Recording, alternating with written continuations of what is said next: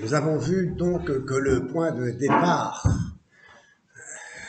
de l'intelligence à son éveil au contact du réel est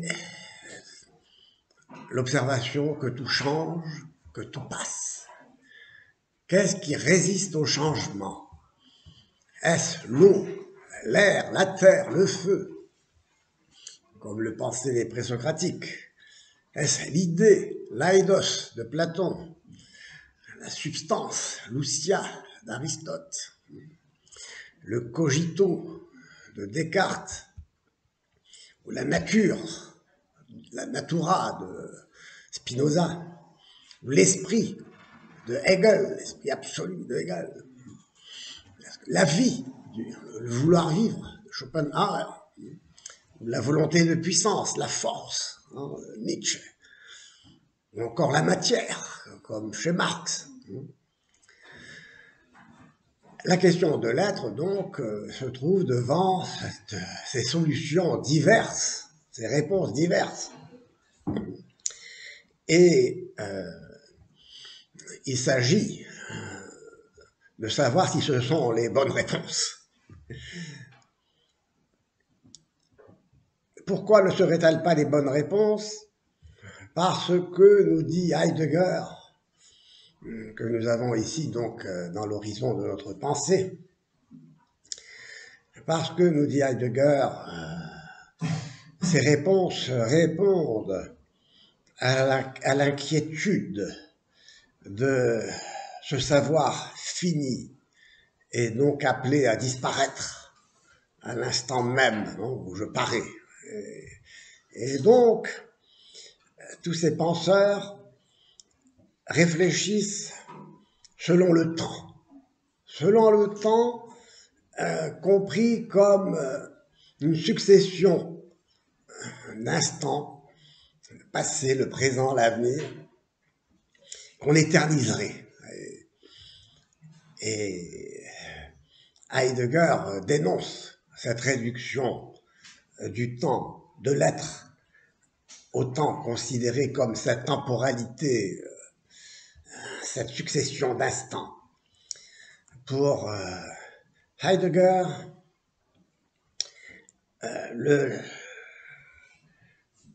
cette fuite dans un temps considéré comme une succession indéfinie, voire éternelle, dans laquelle pourrait se réfugier l'homme et fuir sa finitude, c'est une fausse conception de l'être.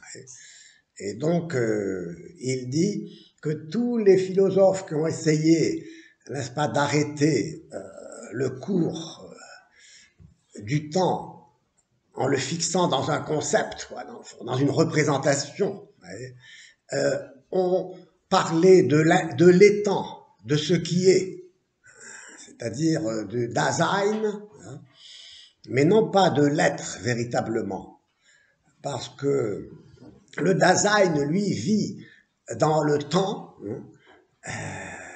dans le là, dans l'instant, et il fait l'expérience de l'être sous la forme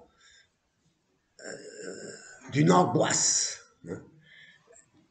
et non pas sous la forme d'une intellection de ce qui est en tant qu'il est, encore une fois. L'intelligence ici n'a pas à intervenir, parce que nous sommes en phénoménologie, une phénoménologie ontologique, selon Heidegger, par rapport à celle de Husserl, car Husserl, le fondateur de la phénoménologie, disait toute conscience est conscience de quelque chose. Et ce qui est quelque chose est toujours ce qui se présente à la conscience. Donc il y a une différence entre le sujet, la conscience, et l'objet, la chose qui se présente à la conscience. Autrement dit, le sujet et l'objet ne s'identifient plus comme dans l'esprit absolu de Hegel. Il y a une différence désormais entre le sujet et l'objet. Le sujet comme conscience de quelque chose et l'objet comme ce qui se présente à la conscience. Et Heidegger, lui, va développer une conception selon laquelle il va retenir uniquement ce qui se présente à la conscience, indépendamment de toute considération de la conscience à laquelle ce qui se présente à la conscience. Donc il va considérer ce qui se présente comme ce qui se présente, comme pure présence, présence dans un instant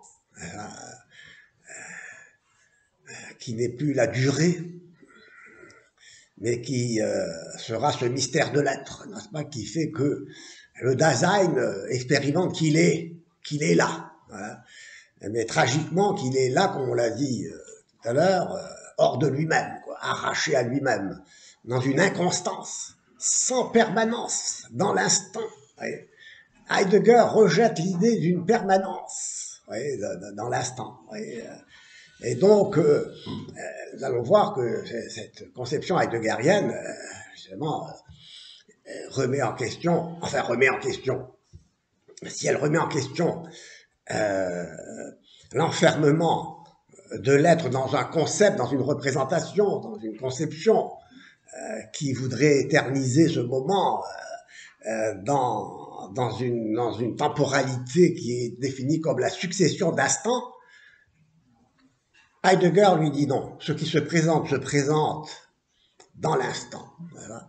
Et c'est le mystère de se présenter, voilà, qui est pour nous objet d'émerveillement, dit-il, bien qu'il soit découvert dans l'expérience de l'angoisse, parce que au moment où j'apparais, je suis appelé à disparaître, puisque je suis là qu'un instant, un instant qui n'est pas un moment dans la série des instants, un instant parmi les instants. C'est un seul instant, un instant qui est comme une ouverture, un gouffre, dans lequel je vais disparaître bientôt en tant qu'être pour la mort. Et donc, comme vous le voyez, la philosophie de l'être de Heidegger est une philosophie qui va s'interroger sur l'origine, se présenter, non. Heidegger emploie l'expression allemande es gibt pour dire il y a quelque chose. Es gibt vient du verbe geben et de es, qui est une expression, disons, qui ne signifie rien, c'est anonyme, ça donne, on traduit par il y a, mais littéralement ça veut dire ça donne. Ça, c'est quoi? C'est es. On ne sait pas ce que c'est. C'est de l'indétermination, tiens, ça nous rappelle un peu Anaximandre, ça, tiens. La détermination. Et puis ça se donne là, et puis en se donnant, ça se détermine dans l'espace, dans le temps, et puis ça se multiplie, tiens, ça se divise, n'est-ce pas, et justement, nous verrons que ce qui surgit comme ça dans l'instant pour disparaître, ce moment, cette Exeifness, ce moment unique, soudain, de ce qui surgit comme un événement. La notion d'événement, c'est ce qui advient comme cela, n'est-ce pas, sans pourquoi. Sans pourquoi. Et donc, l'existence, ça sort d'eux. Ça sort d'eux. Ça vient d'où? Ça existe. Jeté là dans le monde. Donné, à donner, je veux dire, jeté, projeté au sens d'être jeté là, devant, Dasein. Et donc, on le voit tout de suite, la philosophie de l'être de Heidegger se ramène à une philosophie de l'existence.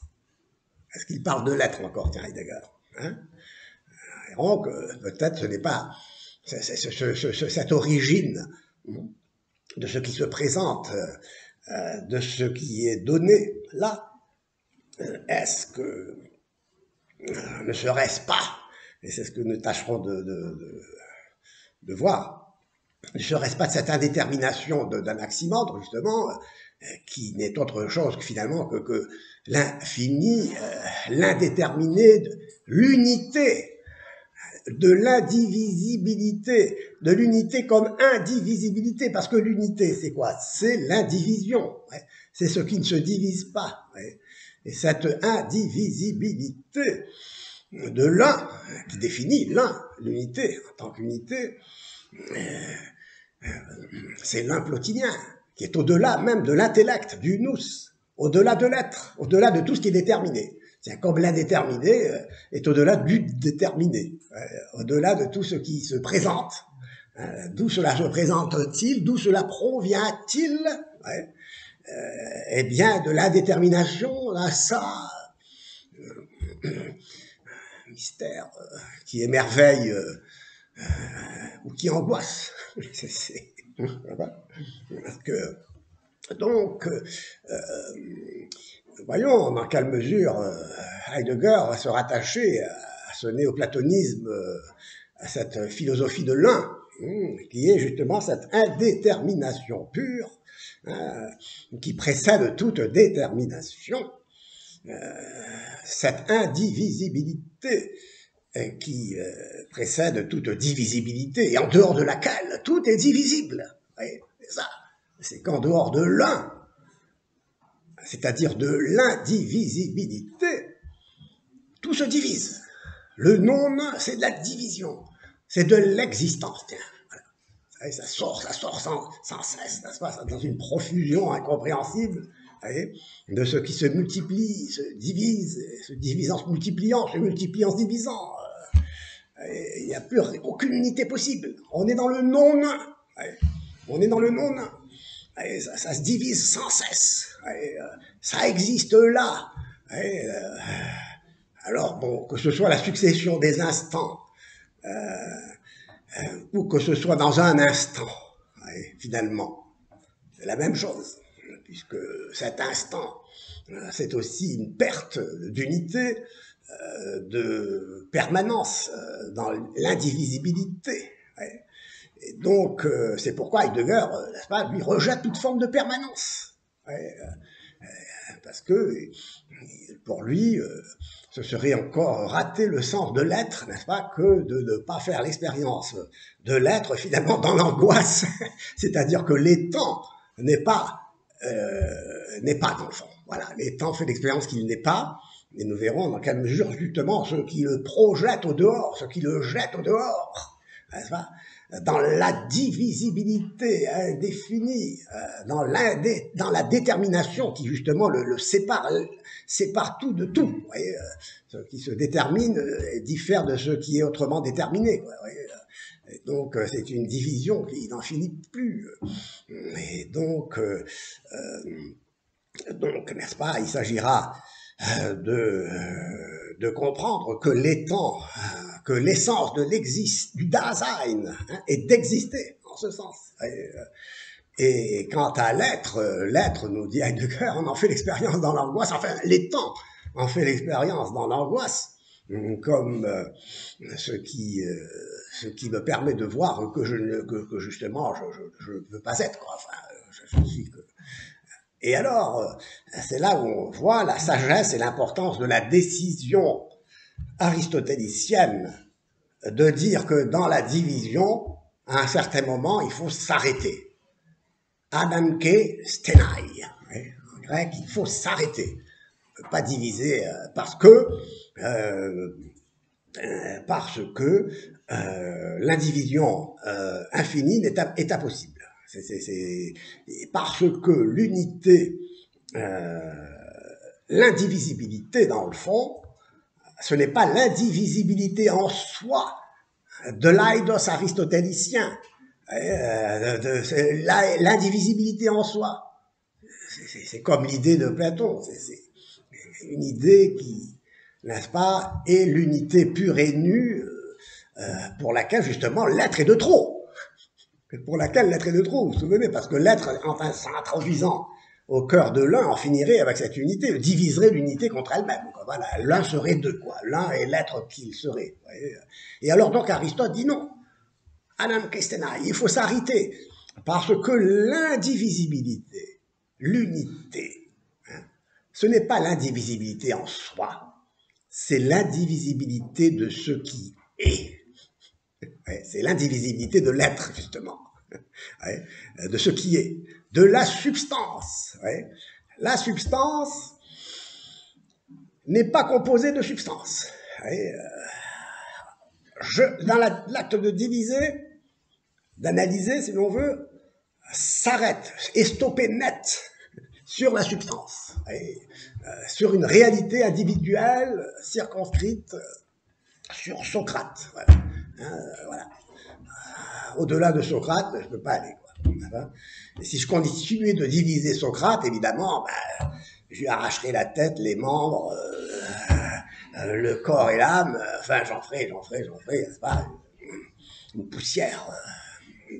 Alors que justement, voilà, Socrate c'est une substance, comme d'ailleurs l'arbre, comme d'ailleurs chaque objet, chaque réalité, le petit lapin, le petit oiseau, chaque être a son individualité. Chaque être est indivisible, individu. Un oiseau n'est pas l'autre. Et donc, chaque être d'ailleurs va se caractériser différemment selon qu'il est un être sans vie, comme le minéral, ou un être vivant, comme le végétal,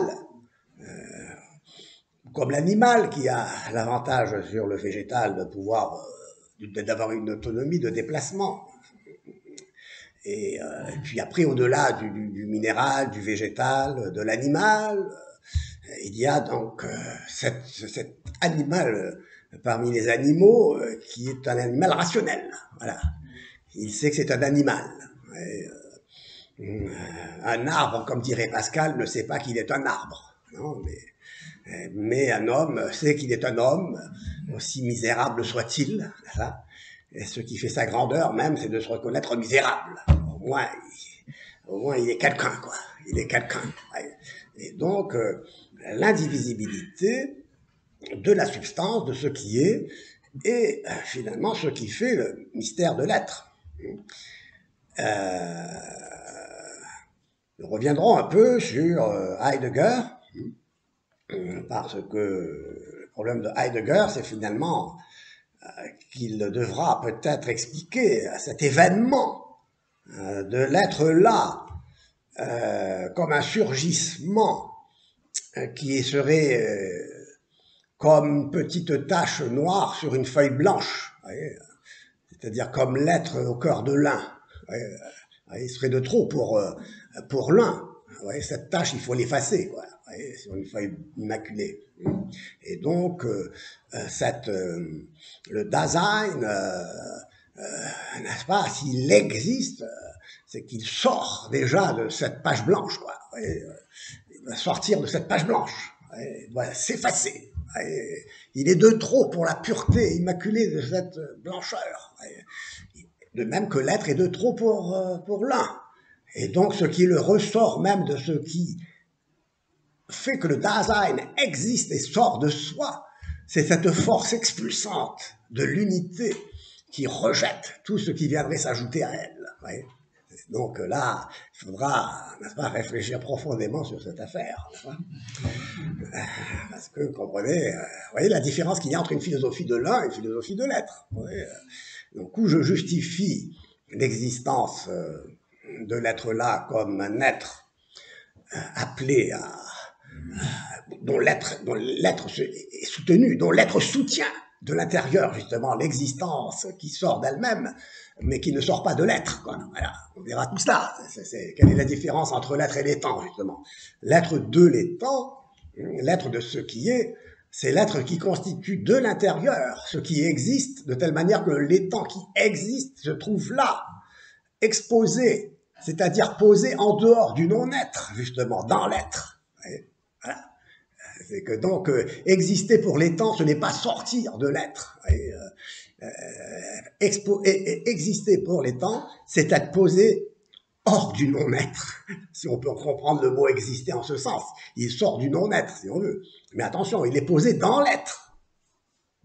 Et c'est là où vous vous rendez compte de l'importance de l'acte créateur, selon Avicenne, selon saint Thomas, pour lequel, donc, justement, l'être vient soutenir l'existence comme son fondement, comme le fondement d'un étang qui, en existant, ne sort pas de lui comme projeté au dehors et arraché à lui-même par cette force expulsante, qui est l'un qui ne supporte rien d'autre que lui-même.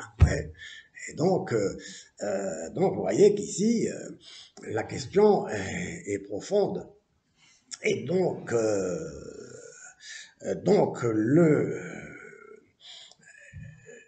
le problème de Heidegger, c'est que, dans le fond, il est en dehors de la notion de création. Voilà. Il pose le problème de la création, finalement. Tiens, on va retrouver quelque chose d'intéressant, c'est que la création va être remplacée par la notion de donation. Et on verra que la notion de donation va remplacer celle de création, et que finalement, ce sera un autre nom pour désigner l'émanation. Et donc, en effet, ce qui se donne là, tiens, c'est donné, ça donne. Je n'ai qu'un mouvement de donation où ce qui est donné se confond avec ce qui donne et ce qui est reçu, quoi. Le don est à la fois le donateur et le donataire, quoi. C'est-à-dire qu'il n'y a qu'un seul mouvement de donation. Il n'y a pas de différence, finalement, de distinction entre celui qui donne, ce qui est donné et ce à qui cela est donné. C'est la différence. Il y a là on y reviendra, hein, parce que vous comprenez que cette unité vide, sans l'être, les philosophes de l'un vont la développer, là, de manière très, très caractéristique, par un maître Eckhart, par Nicolas de Cuse en particulier, et que l'on retrouvera dans l'idéalisme allemand et surtout chez Hegel, n'est-ce pas, d'un mouvement interne à cette unité. Cette unité, en effet, ne peut pas sortir de soi, et elle est donc de soi à soi, n'est-ce pas, mais dans le vide. Dans le vide. Autrement dit, l'un, c'est le vide. C'est pas la plénitude de l'acte d'être comme on le verra chez saint Thomas d'Aquin, où l'être est plénitude d'un acte qui est l'acte d'être. Or, cet acte d'être, n'est-ce pas, qui, en tant que créateur, pose dans l'être un étang qui existe désormais, oui, déterminé dans l'espace et dans le temps, va devenir chez Heidegger un acte de néantiser. Un acte d'anéantir, c'est-à-dire de réduire à l'un. C'est-à-dire donc que l'un est une poussée, si vous voulez, à l'intérieur de cet étang qui existe, poussé à l'extérieur de lui-même, ça veut dire donc il sort de là que je m'y mette, quoi. C'est-à-dire, l'un va dire, n'est-ce pas, tu n'es pas ici à ta place, quoi. Il faut que tu disparaisses, n'est-ce pas, et je te pousse dehors, quoi. Exister, c'est donc être jeté dehors, quoi. Voilà. C'est de trop pour moi. Et donc, vous voyez que l'un, ici, alors donc cette unité chez Heidegger, n'est-ce pas, c'est une force expulsante et qui fera que la philosophie du Dasein, de l'être là, se réduira à ce mouvement de différenciation et de divisibilité à l'infini, quoi. Et car, chez Heidegger, à la différence de Hegel, et Heidegger et toute la scolastique heideggerienne, c'est-à-dire tous les philosophes qui vont le suivre, et le XXe siècle en particulier, finalement, c'est la philosophie de l'être, du Dasein, de l'existence. C'est une sortie hors de l'un sans retour. Sans retour. Ouais.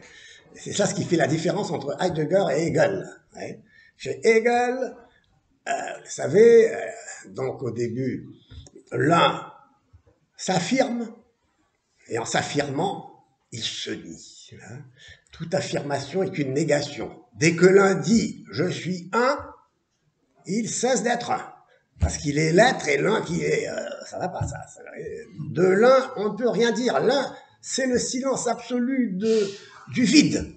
Du vide. C'est pas un silence par excès de plénitude, hein, mais c'est un silence par le vide. Et donc, chez Heidegger, donc, chez Hegel, toute affirmation est négation en ce sens.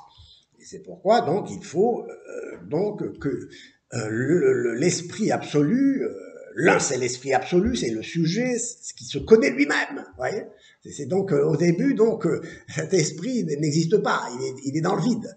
Et il doit s'affirmer. Pour s'affirmer, il va nier tout ce qui n'est pas lui et se reconstituer comme absolu, comme esprit absolu, comme connaissance parfaite de soi-même, mais vous voyez, dans un vide absolu. Quoi. Voyez, Bon, ce qui veut dire quoi? Ce qui veut dire que l'un a sa propre vie dans le vide, une vie dans le vide, qui n'est qu'un pur mouvement, une pure énergie, pur acte, un acte pur, oui, c'est pas un acte pur d'être, vous savez, c'est un acte qui est une énergie, qui est pour ainsi dire défensive, qui est négation de la négation, qui nie tout ce qui le nie. L'un nie tout ce qui le nie. C'est pourquoi il est dynamique, c'est pourquoi il est force, c'est pourquoi il est vie. Vous voyez, mais il est une vie qui s'affirme dans la négation. Vous voyez.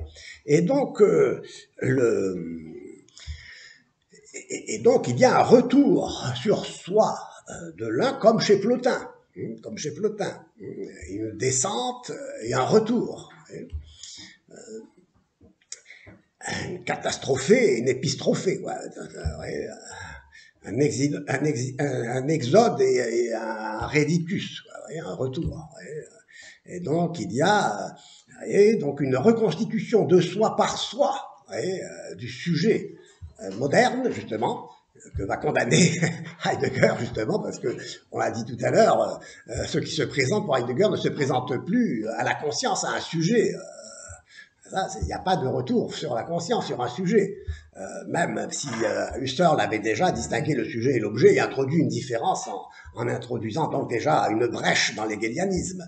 Mais peu importe ici. Donc, Hegel, n'est-ce pas, parle d'un retour, n'est-ce pas, après cette descente, cette sortie hors de l'un, voilà, il y a un retour à l'un. Voilà. Et donc, eh bien, pour Heidegger, il n'y a pas de retour. Pas de retour. Ulysse ne reviendra jamais à Ithaque. C'est fini pour lui. Donc, il est parti pour ne plus revenir. Eh bien, c'est ça le sort du Dasein, l'être là. La philosophie de la différence, comme on l'appelle, tout est un différencié, un divisé, et dans l'absurde finalement d'un être pour la mort, qui est sans retour, c'est impossible.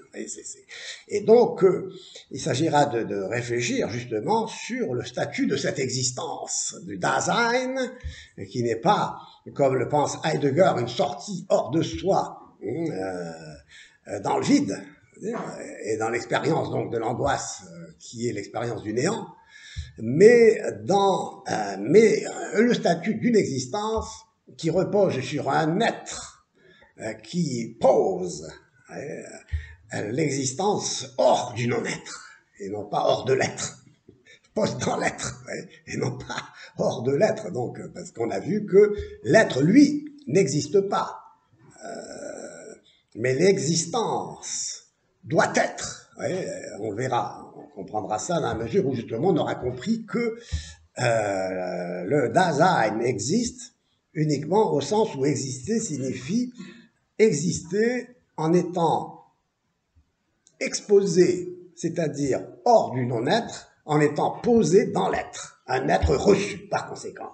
Un être reçu par conséquent, qui est bien l'être créé, que l'essence ne s'est pas donnée. Une essence ne peut se donner. C'est pourquoi il y aura donc nécessairement une distinction, une différence à faire dans les temps entre l'être et l'essence. L'étant ne se réduit pas à son essence parce que l'essence ne se donne pas l'être. Et donc l'étant est composé d'être et d'essence. Une essence qui vient justifier, donner son sens à l'étant, qui permet de dire ce que l'étant est, ce qu'un étant est, et l'être, n'est-ce pas, qui permet de dire non pas ce qu'est l'étant uniquement, mais que l'étant est. Donc essence et être se complètent, se composent, s'appellent l'un l'autre. Ils sont l'un et l'autre associés dans la constitution de l'étang, de telle manière que l'essence et l'être composent l'étang de telle manière qu'ils se distinguent sans se séparer, comme je l'ai dit, et qu'ils s'unissent sans se confondre. Et donc l'étang n'est donc pas la pure essence. Heidegger, sur ce plan, a raison, si l'on veut, de condamner l'étang réduit à son essence, à sa représentation, à un discours sur l'étang. Mais il a tort, c'est-à-dire en réduisant l'étang à l'être, en disant que l'être n'est pas l'étang, et que l'étang donc ne se réduit pas à être, quoi. Ne se résout pas à être, c'est le cas de le dire. L'étang existe, il n'est pas, il n'est pas, il existe, jeté dans le monde, dans le non-sens, puisque sans essence, sans essence. Alors que ce qui avait été développé par la philosophie de la subjectivité, c'est-à-dire la philosophie moderne depuis Descartes, et puis vous avez vu que peut-être faudra-t-il remonter à travers Duns Scott jusqu'à Avicenne, pour qui donc l'essence est conçue indépendamment de l'être. Et retrouver donc dans l'étang une véritable composition d'essence et d'être. Bien, alors... donc, qu'est-ce que l'être? C'est la question lancinante. Aristote, dans sa métaphysique, nous dit, n'est-ce pas, que c'est la seule question vraiment valable qu'il faut se poser. Et donc, il ne s'agit pas de se demander combien ça pèse, combien ça mesure, combien ça coûte. Mais, qu'est-ce que l'être? Et donc... Aristote, donc, répond, bon, nous l'avons vu, donc je retiens ce que dit Aristote. Aristote répond Lousia. Lousia, c'est le participe présent substantivé du verbe einai, être. On traduit par essence ou par substance. Donc, esse en latin, sein en allemand. Et on le traduit, et donc Lousia, c'est substance ou essence, et l'étang, c'est ce qui est une substance. L'étang, toon, en latin ens, et en allemand seiende. L'étang est donc une substance, c'est-à-dire et il est ce qu'il est en train d'être. Et donc, il est ce qu'il était tout à l'heure, me dit Aristote. Toti en einai. En latin, quod, quid, erat, esse. Littéralement, ce qui était de l'être, quoi. Enfin, l'être de ce que c'était, quoi. Vous voyez, donc l'être, c'est toujours ce qui est là, ce qui est. Donc la question de l'être se précise. Qu'est-ce que l'être? Donc, einai, esse, être, sein. Qu'est-ce que l'être de ce qui est? C'est-à-dire lens, l'étang, seiende. Qu'est-ce que être pour l'étang, la substance, la lousia, qu'est-ce que être pour tout cela? Donc ça, voilà les questions que nous livre Aristote. Et saint Thomas approfondit cette question et répond que ce par quoi la substance ou l'étang, ce qui est, ce par quoi donc la substance ou l'étang est, ce par quoi en latin quo, et ce qui est c'est id quod est, distinguer le quo et le quod. Le quo c'est ce par quoi, le quod c'est ce qui est. Donc ce par quoi l'étang est, et son être, ou plus précisément son acte d'être, va nous dire saint Thomas, son actus essendi. Dire que l'étant donc est ce qui est réellement. L'étant est ce qui est réellement. Déjà, c'est ce qui est en acte. Déjà, c'est pas ce qui existe. Déjà, si vous voulez, il faut déjà distinguer. Et vous savez qu'il faut, on reviendra là-dessus. Donc, il faudra bien faire attention à bien distinguer les sens que nous donnons à être et à exister. L'étant est, donc, réellement, mais il ne se réduit pas à ce qu'il est, c'est-à-dire à son essence. L'essence qui permet de le définir comme tel étant, mais non d'en déduire l'être. Donc, c'est pourquoi d'ailleurs, avec des nuances, saint Thomas va critiquer l'argument ontologique d'Anselme, de saint Anselme. Parce que saint Anselme n'a pas dégagé l'être de l'essence, non? C'est l'essence de ce qui est, de l'être qui est, doit être. Bon, mais ça, je reviendrai peut-être tout à l'heure. Donc, retenons donc que l'étant ne peut être et être ce qu'il est qu'en se composant d'être et d'essence. Donc nous allons nous appuyer dans tout ce qui suit sur que cette doctrine a de définitif à nos yeux, sans nous arrêter à l'étude historique de son évolution interne, qui ne nous intéresse pas ici, car nous ne voulons pas faire œuvre d'historien, mais de métaphysicien. Nous voulons penser la question de l'être, et éviter surtout l'historicisme. Bon, on reviendra à tout ça. Alors, donc la philosophie de saint Thomas est une métaphysique de l'essai. Heidegger semble aller dans ce sens quand il parle de philosophie de l'être. Tiens, on a oublié l'être. Ah ben tiens, donc ça, il a l'air de rejoindre un peu ces questionnements thomistes. Il affirme, en effet, le commencement de la métaphysique, je cite, se révèle en tant qu'événement qui consiste en une décision énoncée sur l'être, au sens où vient à se produire la distinction entre la quiddité, l'essence, la quidditas, et la quodité, l'étant, id quod est, entre le ce que, donc, et le fait que.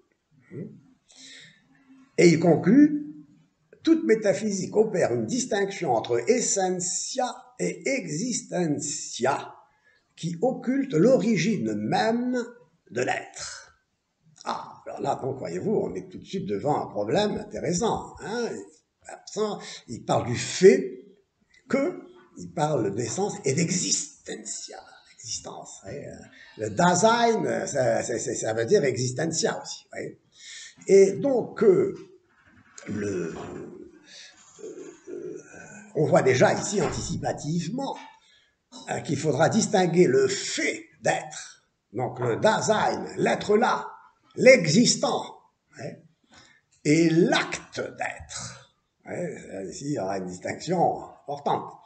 Une distinction d'ailleurs qui sera faite par un grand thomiste aussi italien, Cornelio Fabro, que vous connaissez peut-être, qui fait la distinction entre l'essai ut actus, comme acte, et l'essai in actu, ce qui est en acte. C'est une distinction ici qu'on retrouve pas donc que Heidegger ne fait pas, quoi, finalement.